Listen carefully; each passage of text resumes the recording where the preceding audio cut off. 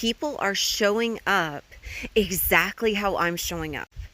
And this has been something that I've been waiting on for so long because I've understood it. I've understood the application. I've understood the law of attraction. I've understood the universal laws. I have been working within them for a while now, but to see how people show up exactly as you show up, and to witness it as such, and to recognize it as such, and to say, oh my gosh, that's me loving me. That's me blessing me. That's me giving me the things that I know I'm worthy of. And although I had this perception that it had to come in a different way, now that I've let go of the need to attach assumptions, since I have really started to go into the 4 agreements and to reset my agreement. So although we know that we may not always be impeccable with our word, but each time that we hold ourselves to that agreement and we are, guess what? Everyone else that shows up in our reality at that moment, in that vibration, is impeccable with their word. It can be no other way. And so many things have started coming to me, just in terms of channeling, in terms of information, in terms of wisdom. These are, again, not things that I sit there and I ponder on. These are things that come to me and are being told to me as, like, okay, this is the time. This is the time for you to step forward. Whether you step forward as Jessica, whether you step forward as Aowasi, it doesn't matter. You're going to step forward and you're going to speak your truth, and you're going to speak the beauty of what you are. I feel beautiful from the inside out in a way that I never have. And this is said with the most love for that inner child, that part of me that I will hold, that give my inner child love, physical touch. This is something that we as humans desire, that we need, and it's not just for other people, it's for ourselves. That's really why it's there. And another thing is, there was a video that I made yesterday that there was this message that honestly, it came through for me. It was coming through from my teachers, from my guides, and I'm going to go through all of this as quickly as I can, and they let me share this. Now, this is big to me because this is something that, number one, was a huge revelation to me, and number two, me sharing something that was meant solely for me in my meditation has come through with such profoundness that it's so palpable that you cannot deny it. So you can challenge, you can question anything else you want to that comes through me from those higher multi-dimensional essences that are me, that are you, that are source, that are everything. This is something that they know that everyone, no matter who hears it, even if you deny it, you're gonna find resonance in it, because you cannot completely deny it. The ego can fight it, but you can't completely deny it on a soul level. So what happened yesterday, as the reason why I've been speaking about butterflies is, number one, butterflies are a integral part of my spiritual journey, meaning they have a very significant meaning to me. They are part of the messages that I receive from my guides. If I see butterflies, I know that my guides are with me, or my teachers are with me, the ascended masters are with me.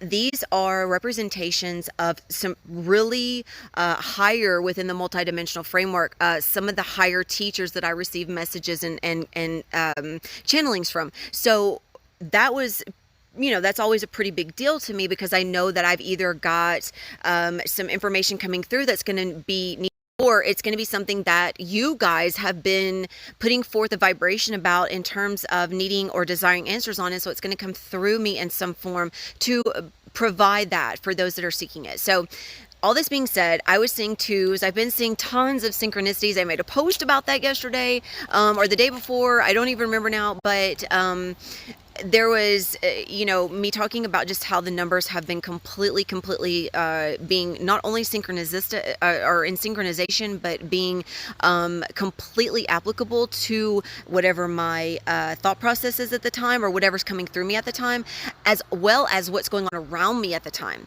So twos are master builder numbers. And so I know when I see twos, that the ascended masters, those that are helping me to apply the divine matrix and anchor that in terms of into my vessel. These energies have to be anchored in the physical realm, and that happens through our vessel. That's how that.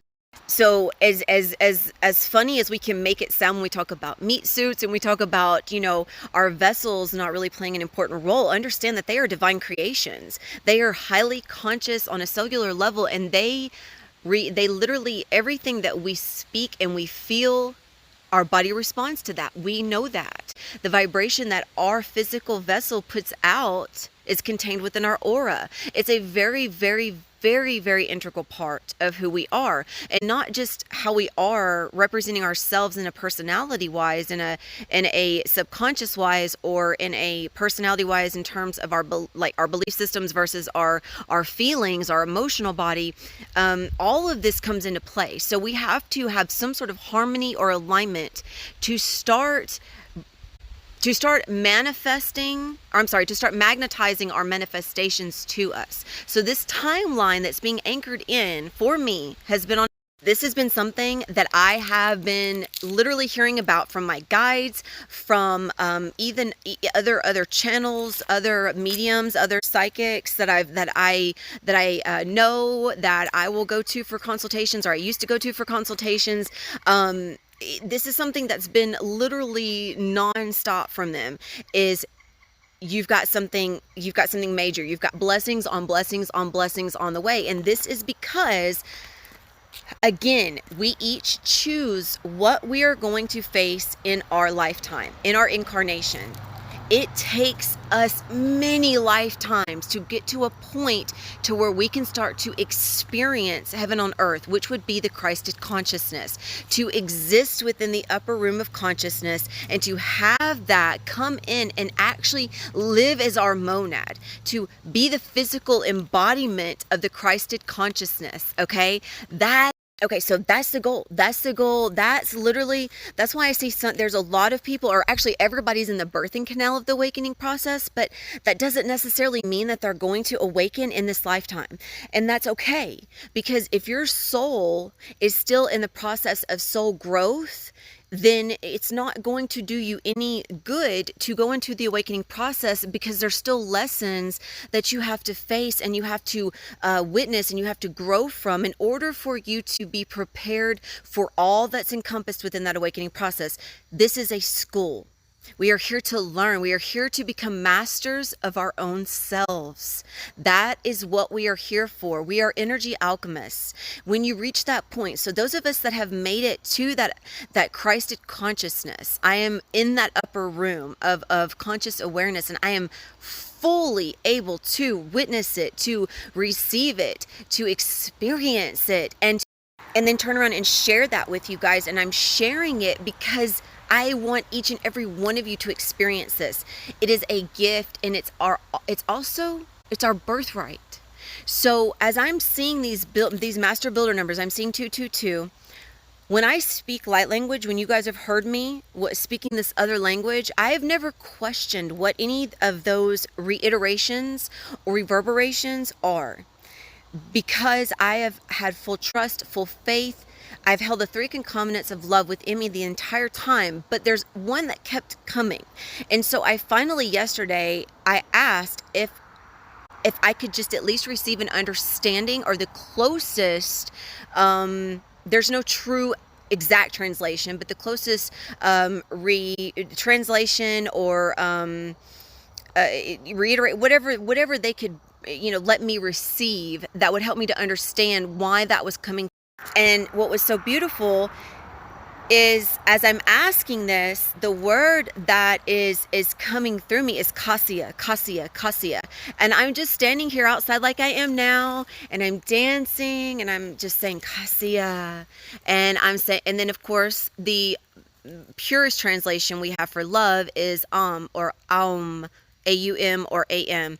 And so I'm out here saying that, I'm connecting to the trees, and I'm literally watching the trees, and I'm like literally watching it right now. They're responding to me completely, not just my arm, but my entire body. And I'm so entranced by this connection, this deeper connection to everything around me, when I received the answer that yes, you may know what that means, and it's okay to ask. They've been wanting me to ask, so they told me that so they said that, of course, I would know how to find it, and right away I was already pulling up Google because I just somehow knew that, and I will tell you what I was feeling, and this is the truth. I was feeling that it had something to do with wings. I was thinking more of a bird or angel, but I felt like wings because at the time that I was doing this dance, I was imagining myself. That's why I was moving with the trees. I was imagining myself in the sky as like an angel taking flight. And I just felt that free. And so as I'm pulling this up, Cassia translates to blossoming, as well as a butterfly, blossoming into a butterfly, and then also one who is close with God. A butterfly that is close. So, I mean, that could not have been, I mean, it could not have been, I mean, I'm going to start crying. It could not have been more palpable of how much beauty is coming through in this language, these words, these vibrational frequencies that are reiterated as verbalizations, as a part of our sensory perception. They have meaning, and I've known they've had meaning. And I felt the love of it, and I felt the power of it, but I've never truly looked into it.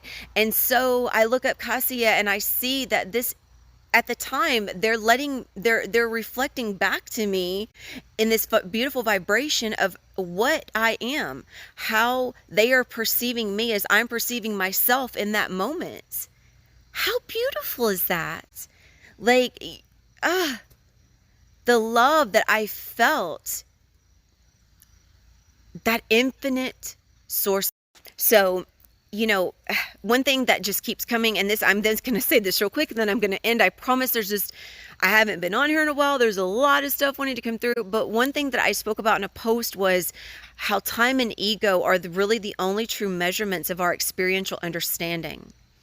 And what I mean by that, and how that applies and wraps into this, is that's one thing that they're really speaking to me on, is that we can never kill ego and we can never control time, because they're both illusions. But those illusions are what give us measurement of our existence. For me, ego is the stillness in the movement. We're constantly moving, and our ego is constantly creating some form of perception that our belief systems are integrated. We have this belief system integration within our subconscious, and therefore our personality is a byproduct of that, depending on where you're at. Depending on, where you're at in your healing journey, depending on if you've even started your healing journey, depending on where you at culturally, depending on, your parents, because like any single cell organism moving through time, the one and only thing that we exist for is to pass down what we know. Every single cell organism moving through time is created in order to pass down what it knows, to give that structural basis to build upon for experiential understanding and lessons for source to experience as us and through us. And we've always said 1 + 1 = 2, but that's really not true. That doesn't, that's not our unit of measurement. Time is. Without time, although time is not moving, we perceive it as moving. Right? So that's the movement and the stillness. Time is actually an illusion. Therefore, time really can't move. Time really can't change. Energy is the only thing that changes. Those two valuable illusions give us a way to calculate and to understand and to have some form of, I guess you could say, a human equation. That's our human equation, is time and ego. And so those illusions, they give us existence, because within the physical realm especially. So you have space-time and you have time-space. We're in the time-space category. Space-time is different, but it still applies. So ego might not be present there, but there is still experiential lessons that have to be learned, and we do them in a different format, in a different way. Now, the only reason why I said 1 + 1 doesn't equal 2 is because speaking in the terms, I guess, that I was attempting to put forth is that you always have the singularity. We're all single cell organisms, but there's a duality of each of us. There's always a polarity. Just like you have water, water can be hot, water can be cold, but it's always water. You have two sides of a coin, but it's still a coin. So that's the only differential.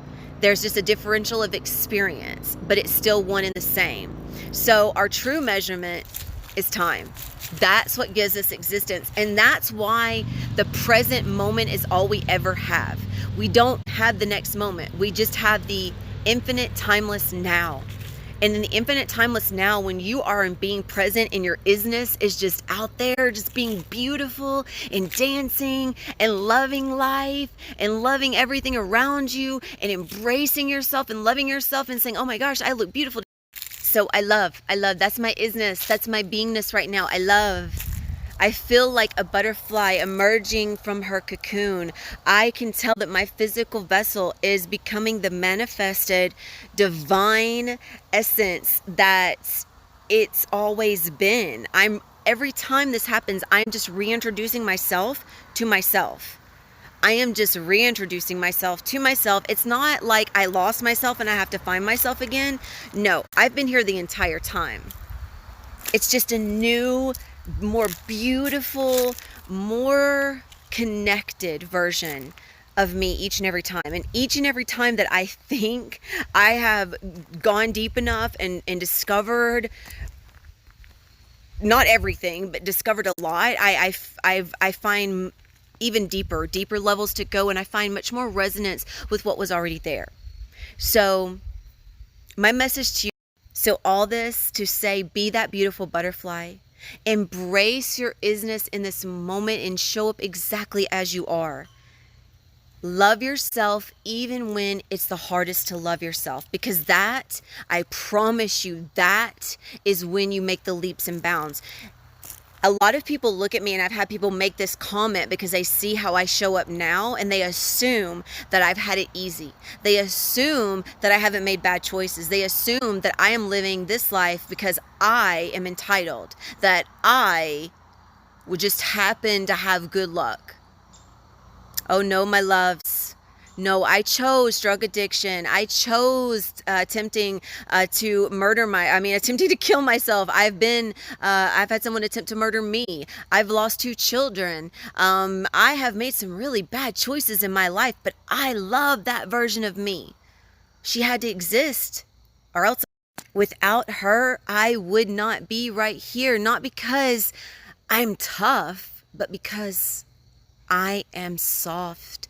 I am gentle. I am loving. I am the peaceful warrior. I am the silent warrior, because there's so much that can be done.